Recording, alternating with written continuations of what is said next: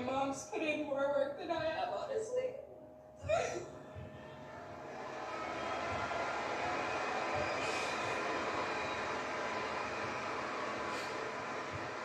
Guys, I'm so sorry. A few more words, sorry.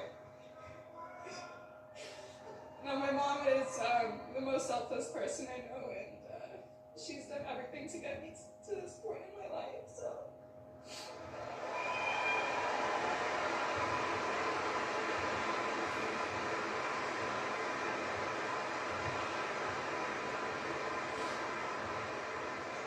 So thank you for being here and breaking the superstition of flying in. I mean, it's definitely not why I lost today.